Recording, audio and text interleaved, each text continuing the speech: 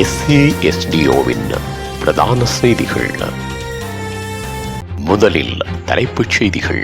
தகாத விடுதிகளில் யுவதிகளுடன் பாடசாலை மாணவர்கள் அதிரடியில் இறங்கிய போலீசார். வீட்டில் உறங்கிக் கொண்டிருந்தவர்களுக்கு காத்திருந்த அதிர்ச்சி. யாழில் பெருஞ்சோகம். வெளிநாட்டு உறவினர்களுக்காக இளம் குடும்பஸ்தர் பரிதாபமாக உயிரிழப்பு. இலங்கையில் நாணயத்தாள் பயன்படுத்துவோருக்கு விடுவிக்கப்பட்டுள்ள எச்சரிக்கை. இலங்கை மத்திய வங்கி மக்களுக்கு விடுவித்துள்ள முக்கிய அறிவிப்பு. பதாதைகளை மாற்றிய மஹிந்த. மக்கள் ஆரவாரம். கூகுள் நிறுவனத்துக்கு எதிராக வழக்கு. கோடிக்கணக்கில் விதிக்கப்பட்டுள்ள அபராதம். தொடர்பன விரிவான செய்திகள். தாயக செய்திகள். மஜாஜ் நிலையம் என்ற பெயரில் தகாத செயற்பாடுகள் இடம்பெற்று வந்த விடுதி போலீசாரால் சுற்றி வளைக்கப்பட்டுள்ளது. இதன்போது விடுதியின் முகாமையாளர் 6 பேர் மற்றும் பெண்கள் உட்பட 20 பேர் கைது செய்யப்பட்டுள்ளனர். மகரகம நகரத்தை கேந்திரமாக கொண்டு மஜாஜ் நிலையம் என்ற பெயரில் பாரிய அளவிலான தகாத செயற்பாடுகளில் ஈடுபடும் விடுதிகள் உருவாகியுள்ளன. நகர மத்தியில் அமைந்துள்ள பாடசாலைகள் மற்றும் மேலதிக வகுப்புகளின் மாணவர்கள் பலர் இந்த விடுதிக்கு செல்வதாகவும் தெரிய வந்துள்ளது. எவ்வித வரம்புகளுமின்றி இந்த விடுதிக்குள் நடத்தப்படுவதாக பிரதேச மக்கள் வழங்கிய தகவலுக்கு அமைய போலீசார் சுற்றி வளைத்துள்ளார்கள். இந்த சுற்றி வளைப்பில் 20 பேர் கைது செய்யப்பட்டுள்ளனர். ஹோகாகம பிட்டியப்பன பிரதேசத்தில் வீடொன்றுக்குள் அத்துமீறி நுழைந்த 5 பேர் அங்கிருந்த ஒருவரை கூறிய ஆயுதத்தால் தாக்கி காயப்படுத்தியுள்ளதாக கோகாகம தலையமக போலீசார் தெரிவித்துள்ளனர். சம்பவத்தில் காயமடைந்தவர் கோகாகம ஆதார வைத்தியசாலையில் சிகிச்சை பெற்று வருவதாக போலீசார் தெரிவித்துள்ளனர். இந்த சம்பவம் தொடர்பான மேலதிக விசாரணைகளை கோகாகம தலைமையக போலீசார் மேற்கொண்டு வருகின்றனர். யாழ்ப்பாண பகுதியில் நொங்கு வெட்டுவதற்காக பனை மரத்தில் ஏறிய குடும்பஸ்தரொருவர் தவறி கீழே விழுந்து பரிதாபமாக உயிரிழந்துள்ளார். இச்சம்பவம் யாழ்ப்பாணம் கைதடி பகுதியில் இடம்பெற்றுள்ளது.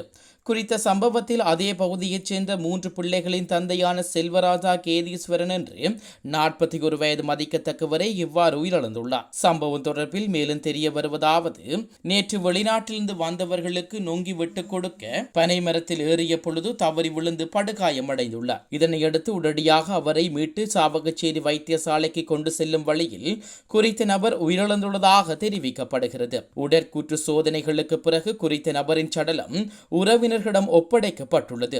சம்பவம் தொடர்பில் மேலதிக விசாரணைகளை சாவகச்சேரி போலீசார் மேற்கொண்டு வருகின்றனர். இலங்கையில் நாணய தாள்களை கையாள்வதில் கவனமாக இருக்குமாறு பொதுமக்களுக்கு போலீசார் எச்சரிக்கை விடுவித்துள்ளார்கள். போலி நாணய தாள்களின் புழக்கம் அதிகரித்ததன் காரணமாக இந்த எச்சரிக்கை விடுவிக்கப்பட்டுள்ளது. போலீஸ் ஊடக பேச்சாளர் நிகால் தல்துவ இது தொடர்பில் மேலும் கூறுகையில், குறிப்பாக கொழும்பு உட்பட புறநகர் பகுதிகளிலும் ஏனைய பல பகுதிகளிலும் போலி நாணய தாள்களை பணத்தை மாற்றுவதற்கு நபர்கள் வரலாம். மேலும் பண பரிவர்த்தனை செய்யும் போது ஏதேனும் பணத்தாள்கள் மாற்றம் இருந்தால் உடன் தகவல்களை தெரிவிக்குமாறு அவர் குறிப்பிட்டுள்ளார்.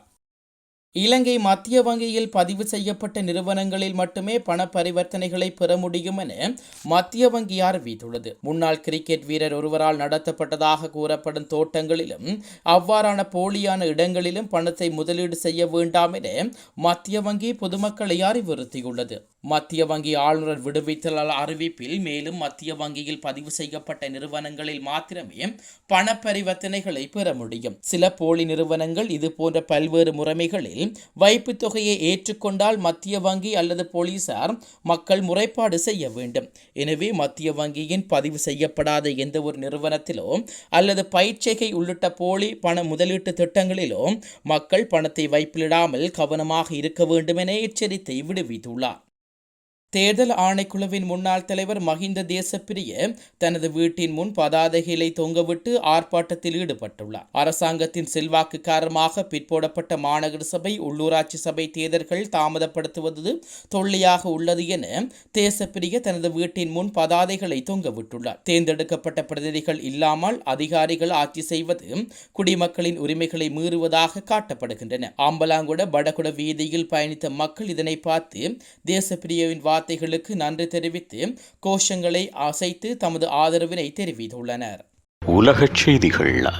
கூகுள் நிறுவனத்திற்கு மாஸ்கோ நீதிமன்றம் ரூபாய் 407 கோடி ரூபாய் அபராதம் விதித்துள்ளது. ரஷ்யாவின் பயங்கரவாதம் மற்றும் தன்பாலின ஈர்ப்பு குறித்தான உள்ளடக்கம் கொண்ட தகவல்களை பரப்பும் யூடியூப் வீடியோக்களை நீக்குமாறு கூகுள் நிறுவனங்களுக்கு மாஸ்கோ அறிவுறுத்தியுள்ளது. இருப்பினும் அதனை நீக்க கூகுள் நிறுவனம் மறுத்துள்ளது. இந்நிலையில் நாட்டில் சட்டத்திட்டங்களுக்கு புறம்பான தகவல்களை பரப்பி பயங்கரவாதத்தை ஊக்குவிப்பதாக கூகுள் மீது நீதிமன்றம் குற்றம் சாட்டியுள்ளது. இதனையடுத்து சர்ச்சைக்குரிய கருத்துக்களை நீக்க மறுத்த குற்றத்திற்காக கூகுள் நிறுவனத்துக்கு ரூபாய் 407 கோடி அபராதம் விதிக்கப்பட்டுள்ளமை குறிப்பிடத்தக்கது.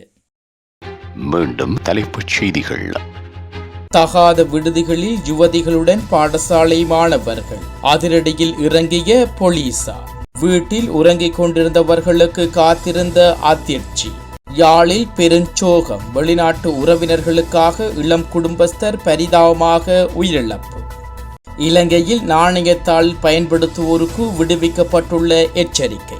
இலங்கை மத்திய வங்கி மக்களுக்கு விடுவித்துள்ள முக்கிய அறிவிப்பு. பதாதைகளை மாற்றிய மஹிந்த. மக்கள் ஆரவாரம். கூகுள் நிறுவனத்துக்கு எதிராக வழக்கு.